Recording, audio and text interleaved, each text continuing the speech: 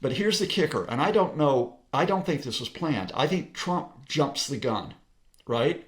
I think Trump jumps the gun and thinks, Nobel Peace Prize coming my way. And he says Iran and Israel have agreed to a ceasefire. Newsflash, Israel had not agreed to a ceasefire because Israel had not been consulted.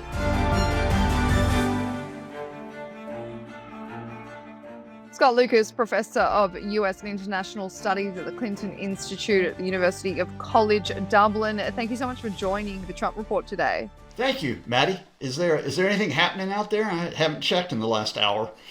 I mean, every time you come on the show, it's always an emergency interview because there's always something happening in Trump land. But and of course, especially with you having such an expertise in Iran. So we're going to start off with these new updates from Iran's Supreme Leader, Ali Khamenei. He's actually just recorded a message where he congratulated the great nation of Iran for its victory over the fake Zionist regime. He said, despite all that noise and with all those claims, the Zionist regime almost collapsed and was crushed under the blows of the Islamic Republic. He said that the reason the United States got involved with Israel is because they felt that they had to.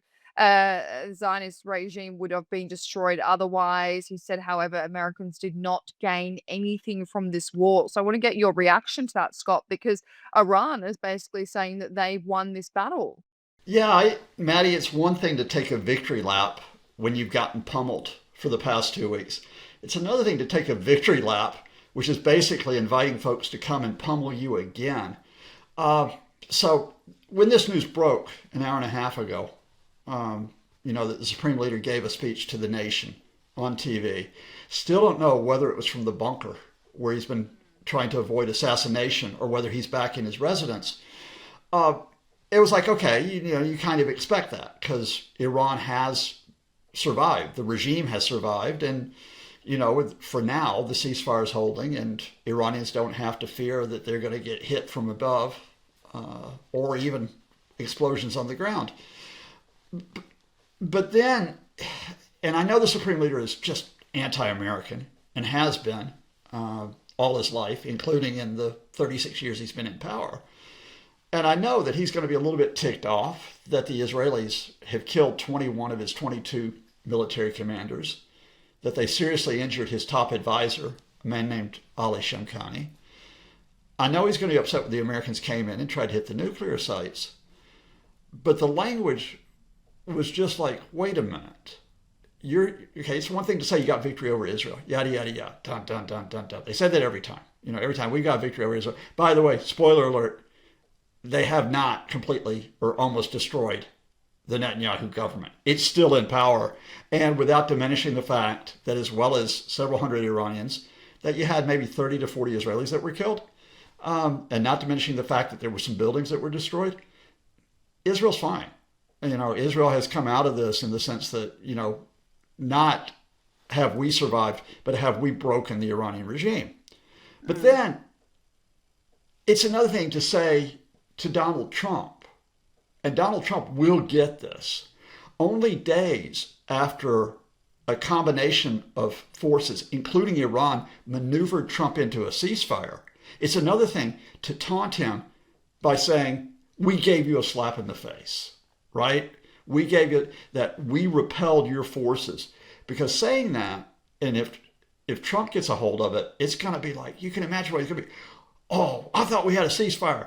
And now the Supreme Leader says that he defeated us. And he says that we didn't cause any damage when Trump's going around saying they obliterated the nuclear program. And the risk that Trump's going to go to Netanyahu, who's just spoiling to go back in and attack again, you just jack that risk up, right? Yeah, Scott, so, you think that he's poking the bear, is what you're saying. Good Lord, he's not only poking it, he's trying to stab it in both eyes, And so, and I need to give the backstory on why, and I'm sure the Supreme Leader, he's 86, he's been around a long time, and he survived, and he might think this is a wise move, and he might have to do it for his domestic audience.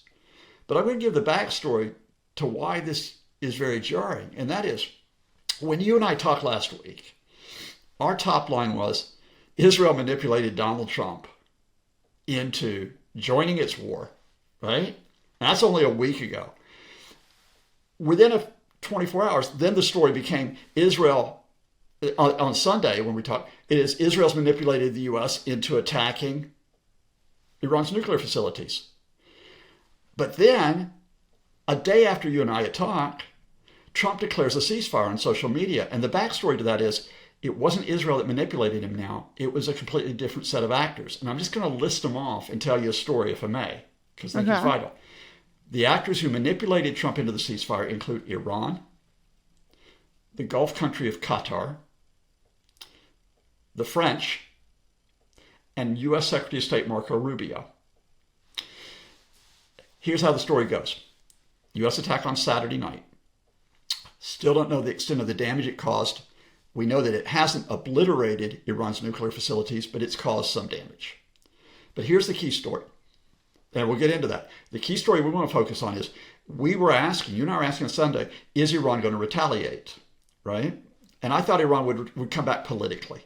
But in fact, Iran did something different. Iran came back with a token missile strike, 14 missiles. That's the same number of U.S. bunker bombs that were dropped on Saturday. 14 missiles on the Americans' largest base in the Middle East, the Al Udeid base in Qatar. The key hitting here is that the Iranians told the Trump administration the attack was coming. They told them through Qatar. So all the personnel, American and Qatari, sheltered or were evacuated, 0 casualties, right? That bought Iran brownie points with Trump. And later on, he would tweet, "Thank you to Iran for the advance warning." But the other part of the story is this. The Trump administration, throughout the Israeli attacks, had maintained a channel with the Iranians. The Iranians were communicating with J.D. Vance, the vice president, with Secretary of State Marco Rubio, and with the purported envoy, real estate developer Steve Witkoff. The Iranians and the Qataris got the message across, we're giving you notice of the attack, and we want to de-escalate this. We want to back away from confrontation. Now, here's the other part of the story, and I'm still not completely sure of the timing, but the chain of events is that on that same Monday night, when the Iranians attack, the token attacks, Marco Rubio gets in touch with the French foreign minister, Jean-Noël Barrot. And he tells Barrot, we will work with the Iranians to de-escalate, provided they have not retaliated. Now, in a sense, although the Iranians have fired at the base, they haven't retaliated by killing Americans, right? So everything is in place on that Monday for what happens with Donald Trump's tweets. But here's the kicker, and I don't think this was planned. I think Trump jumps the gun, right? I think Trump jumps the gun and thinks, Nobel Peace Prize coming my way, and he says Iran and Israel have agreed to a ceasefire. Newsflash, Israel had not agreed to a ceasefire because Israel had not been consulted. There's no way they agreed to a ceasefire, right? And he puts out this bizarre timetable, which is, okay, effectively saying within the next 6 to 12 hours, maybe they can attack each other, but then they got to stop and all of that. So early Tuesday morning, the Iranians say they're agreeing. They say we're ready to cease fire from 4 a.m. Tehran time, 3:30 a.m. in Israel. The Netanyahu government waits several hours. It's not until around about 8:30 Tel Aviv time, maybe slightly earlier, that they agree to it. Because there are people in the cabinet that did not want that ceasefire, right? And the twist in the tail, just to keep it all in there, is the Iranians also fired 2 missiles at Israel. Now, the timing is unclear, but it is plausible that those missiles were fired before the Netanyahu government made its announcement that it would ceasefire, but landed in Israel, or were intercepted in Israel, to be precise, after the announcement came out. Anyway, whatever happened is, remember that on Tuesday, the Israelis, then the defense minister, Israel Katz, says, they fired 2 missiles at us. We're launching intense strikes on Tehran. Here we go. They put the warplanes in the air, right? And that's when we get this extraordinary development that either that Donald Trump goes out because he's heading out to the NATO summit in the Netherlands, and he's going to take a victory lap. And now the Israelis are screwing it up. So he goes out in front of the press. Well, first of all, he goes onto social media and gives the Israelis hell. Then he goes before the press and he drops the F-bomb, right? And he knows, not smart about the issues, but smart about reality TV. He knows that that's going to make headlines, that he just F-bombed the Israelis, right? Benjamin Netanyahu either gets on the phone with Trump or Trump gets on the phone with Netanyahu.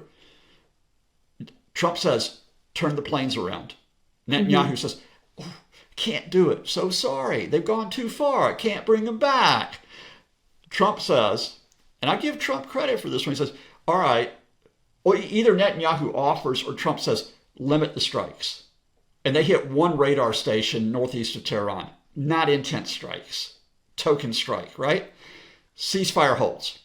So you got all that part of the story, right? Yeah. All that part of the story. Okay, so it brings us up to what you and I are talking about right now. We're talking on, God, I lose my days here. We're talking on a Thursday, right? Thursday afternoon. Yeah, we're talking on a Thursday. And so now you've got this ceasefire that's been arranged. Iran has manipulated, along with the help of others, getting the U.S. into that. There's no way the Israelis can return to attacking Iran if the Trump people don't want it to happen. And the Supreme Leader stabs, not the bear, the American eagle, or Donald Trump in both eyes. And says, so Iran knows right now, Iran knows that Trump doesn't want war, that Trump almost was happy with the fact that Iran came out and in their own way told him that they didn't want anything to escalate, in which why they told him that they planned on attacking at a US military base. And they know that, of course, the US had to basically say to Israel, you've got to stop. We've got a ceasefire on the line. You've got to stop, turn the plane around. Because we know, of course, that Donald Trump, as you mentioned in that video where he swore, he was not happy with Netanyahu. He knows that this is going to affect him. He wants a peace deal. He wants a ceasefire. So, yeah, I mean, you got to take your hat off to Trump. But at the same time, yes, has Iran came out and said victory to us because they know that there's probably not going to be retaliation, or will there? Oh, there could well be retaliation. And that's what, so I was in Dublin studio Tuesday night when all this came down. And the question comes down, all right, do we have the ceasefire? Is it locked in? And I walked through what you just explained. And I said, but here's the risk. Trump can turn on a dime. We know that. All it has to do is he gets upset, he gets frustrated, he gets bored, and then he just flips or he undoes everything. So all you have to do is give him a cause to say, well, no, I'm going to, Iran basically has not agreed to my terms. Because here's the other piece of the puzzle, why the Supreme Leader's message is so provocative. Trump signaled at NATO yesterday, not only that we've got a ceasefire, he signaled, we're going to talk to the Iranians. Yeah. He even said, we're talking. Now, this morning, so Thursday morning, there was unconfirmed report that the Trump administration have agreed to the next round of talks in Oman, which has hosted the previous 5 sets, but the Iranians had not responded. Now, if the Trump administration made that offer to talk, they're expecting the Iranians to say yes, right? Now, the Iranians are going to be cautious about this because they don't want to give up their nuclear program. We could talk through the dynamics if we must. But Trump, at the least, wants the Iranians to agree to talk. And what the Supreme Leader has done. Now, there is a possibility, Maddie, and I've got to put this out there. There is a possibility that the Iranians have calibrated where the Supreme Leader gives the public message to his people, we've won. They use the private channels, including with the Trump administration, through the Qataris, who say, look, we just have to say this. We're willing to come back and negotiate, and that they're balancing. That is a possibility, and we have to wait and see it. But even the risk of doing that is you've got to make sure that someone informs Trump that that's the Iranian ploy, that in effect he knows that the Supreme Leader is just barking a bit, and they're willing to talk. Otherwise, Trump's going to undo all of that. There's no coincidence that as soon as that statement from Khamenei came out, the Supreme Leader, Benjamin Netanyahu got onto social. He got onto social, talked about how Israel and America working together to defeat common enemies and to get our hostages back. Well, common enemies means Hamas in Gaza, but it also means Iran. And Mm. then he puts a photo of him of he and Trump shaking hands, being all buddy buddy. So Netanyahu's signal right here, which is like, all right, you want to hit Iran? We're waiting. We're good to go. Scott, just to wrap up the ceasefire, the way that a ceasefire was brokered, are you saying that Trump was manipulated into brokering a ceasefire, or are you saying that Trump manipulated other actors into brokering a ceasefire? Trump was manipulated, right? And you and I talked about Trump's manipulation on all fronts. I mean, Of Trump. course. You saw people who were trying to manipulate him at NATO yesterday, like Mm. you're great. You got us to increase our defense spending.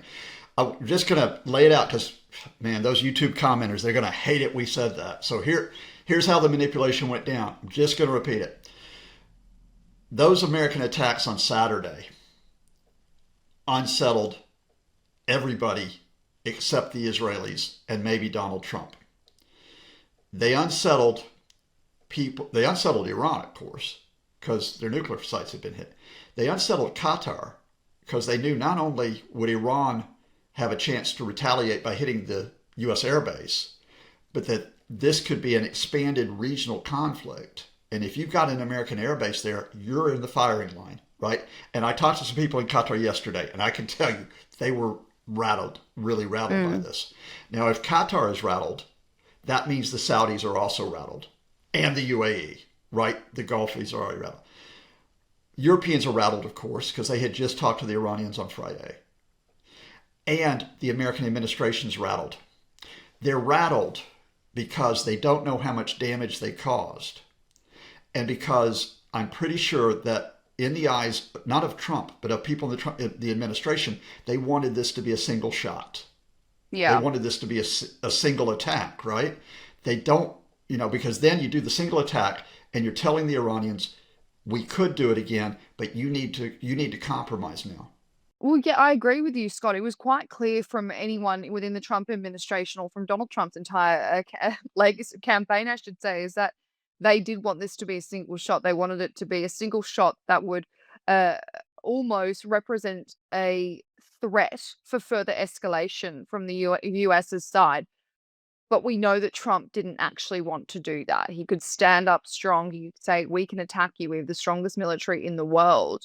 We have bases in the Middle East. We now have allies surrounding you. He's just created this new relationship after spending a couple of days in the Middle East.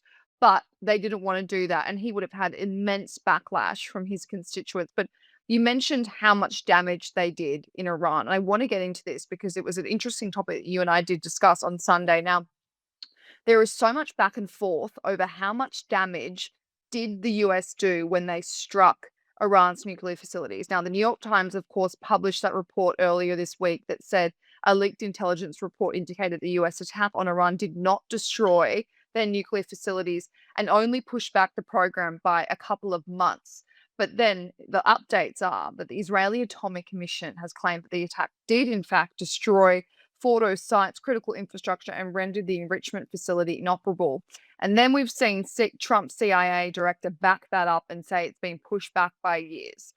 Then we've got France coming out saying that they're doing their own analysis on the damage to Iran's nuclear facilities, and they'll compare it with their allies in the US. My question is, Scott, who is the reliable source here? Who is the reliable assessment on the damage done to Iran's nuclear facilities? Because of course the CIA director is going to back up the Trump administration's assessment that it's been destroyed, it's been pushed back by years. Of course the Israeli Atomic Energy Commission is going to say that with the help of the US, Israel and the US have destroyed their nuclear facilities. And then, of course, bizarrely, France has gotten involved in saying they're doing their own assessment. So where do you get the actual answers from that we can 100% trust? Because we don't know what Iran's going to say. We don't know if they're going to say, no, they're not destroyed so that they look more powerful, or yes, they're destroyed so that they can continue their nuclear program kind of in secret, if that makes sense. We go to the International Atomic Energy Agency and nuclear experts, but let's walk through the facts to get to what they've said. The starting point is the U.S. Defense Intelligence Agency report, which you just cited, because as you know, Donald Trump, almost immediately as the attacks were carried out, said that Iran's nuclear program had been totally and completely obliterated. Now, there's no way Donald Trump would have known that, because you do not know for quite some time what the battle damage assessment is if the 3 nuclear facilities, 2 of them have major underground complexes. Fordo, which is built into a mountain, Natanz, which is just built a new facility, which is very much deep underground. So Trump is blowing political smoke, right? In part because Trump not only blew political smoke, but so did Pistol Pete Hegseth, who wanted to look important as well. U.S. officials leaked that Defense Intelligence Agency report, which is an initial report. It's not a final report, an initial report. They leaked it to several media outlets. They leaked it to CNN first, then they went to Reuters and the New York Times. They wanted it out there. And you'll have to ask why they wanted it out there, which is interesting. But the report, what the report said is, look, we have caused damage, right? But we have not destroyed the Fordo complex, and we have not destroyed the other complexes. While they hit Fordo above, and you can see the satellite imagery which has now come out of the impact of the 12 bunker buster bombs, the intelligence assessment said the impact did not reach all the way down to destroy the underground facilities. Instead, what it had done is at Fordo and at other facilities, they had destroyed the access roads, right? Now, that's what you're talking about. Now, the pushback which came in the last 24 hours, which came from Donald Trump and Pete Hegseth and Marco Rubio, Trump saying that the media were real scum for doing their job and reporting this. Hegseth saying there needs to be an FBI investigation of whoever leaked the report. And Rubio saying it's just a leaker. It's someone who's just trying to undermine us, right? It tells you that they're rattled. And then, of course, the CIA director, John Ratcliffe, comes out and says, oh, yeah, severe damage. We have a highly reliable source. Not a single one of those officials produced a single piece of evidence about that damage. So that's the problem about relying on where we are with the Trump folks. Show us some receipts. And you can show us some receipts that are not highly classified. There are ways to do that, and they have not. All right? That's the Americans. So let's go further and say, okay, was there damage? The Israelis have given out contradictory messages. You've decided the Israelis saying, oh yes, severe damage at Fordo. The initial Israeli assessments that came out yesterday from 2 Israeli officials who again leaked this to the media was that they were disappointed that the Americans had not reached Fordo. They hadn't knocked it out, right? Now, you have to go beyond the Israelis to say, okay, well, can we have a source that tells us what happened at Fordo and where we are now? Enter the International Atomic Energy Agency, which of course is the body that is responsible for monitoring Iran's nuclear program. Its Director General, Rafael Grossi, this morning said, yes, there has been damage, but the damage at Fordo is caused by the vibrations of the bombs. While there had been some damage to the structure below, the serious damage was that the vibrations, and you can get these scientific experts to walk you through this, it knocks out the centrifuges. It knocks them out where they can't operate. So all the centrifuges that were not moved, and Iran moved a lot of them out, but the ones that were not moved at Fordo are damaged, right? That matches up with, surprisingly, the Iranian Foreign Ministry spokesman, who acknowledged yesterday, yes, we have had significant damage. So there is damage at Fordo that has set it back, but it has not been destroyed. Does that make sense? That's only part of the story. Okay, now, here's the part of the story that no one else is talking about. There are 3 major nuclear sites in Iran. The one at Isfahan is used to store uranium. Now, the Americans hit buildings at Isfahan and caused some damage, but they didn't destroy Isfahan, and uranium stocks were moved out of Isfahan. So they didn't destroy the stocks, right? And then here's the big one. And there's a guy named Jeffrey Lewis I'm going to give credit to for this, an arms control expert who said this on Blue Sky a few days ago, superbly. The Iranians built a complex of more than 10,000 square meters at Natanz. It's underground. It is meant to be like Fordo, a safe space for the enrichment of 60% uranium. The Americans didn't even attack that. So how can you destroy something you haven't attacked? The upshot of this, the Defense Intelligence Assessment, which is that there is damage which has been caused, but that the Iranians can get back to enriching 60% uranium within a few months, is the best available estimate we have at this point. Now, that might change. We might see intelligence that says there's more serious damage that's out there, but at this point, on the evidence that we do have, yeah, the Iranians have been damaged, but we're going to be back at the same position. We're going to be back at the pre-war position by the end of this year.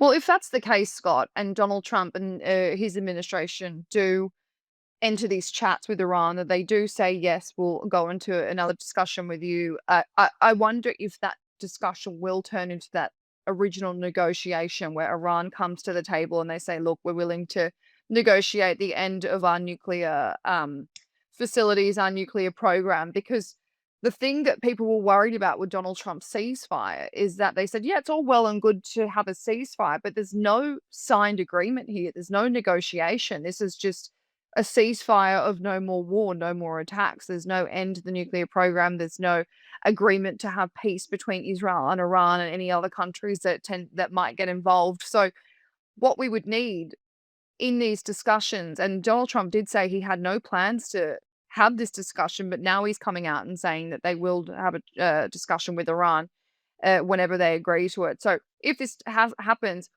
do you think that Trump and Steve Witkoff and whoever represents the United States will come to the table and say, look, this needs to be a signed agreement.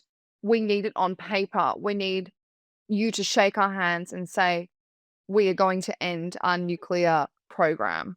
I'm going to answer that question by walking you through some nuclear information, and then I'm going to give you a big finish on the stinger in the story. First of all, we're not talking about getting to the negotiating table to end an Iranian nuclear weapons program, because they don't have a nuclear weapons program at this point. A nuclear weapons program is enrichment of uranium to more than 90%. Iran enriches at this point up to 60%, which has the potential to become a nuclear weapons program, but is not that. All right, keep that in mind. No, sorry, I'm just going to interrupt, Scott. I understand that, but I'm saying, would they buy time to get to that position where they can embark on a nuclear weapons program? Does that make sense? No, I think we're not talking about negotiations where Iran wants to keep open the option of a nuclear weapons program. Yeah. And again, I'm going to explain this very carefully. Iran doesn't need 60% uranium for its civil programs. That's chest thumping, right?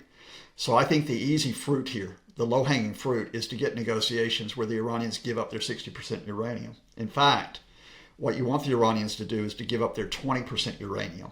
Now, this takes us back several years, because Iran has had 20% uranium for several years. You can use 20% uranium, for example, to make medical isotopes. But Iran could get that 20% uranium from elsewhere, right? Iran, you could negotiate to get Iran back to 3.67% uranium, which was the level in the 2015 agreement, not only with the US, but with Germany, France, UK, China, Russia. So you could get them back to that 2015 agreement, right? Here's the problem. Iran was saying in the discussions with the Americans before Israel interrupted, we will consider going back to 20% or maybe even 3.67%. But then the Trump administration was saying, on the one hand, at some points they said, yeah, we could accept the 3.67%, but then they would say, no, you have to get rid of your program entirely, zero enrichment. The Iranians cannot and will not agree to get rid of uranium enrichment entirely.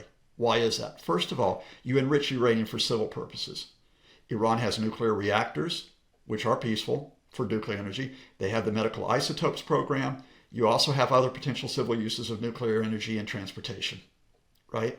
Secondly, it is a symbolic marker for the Iranians that they can do this. It's a sign of their scientific, technological progress. The Supreme Leader has said this for decades. So have other Iranian leaders.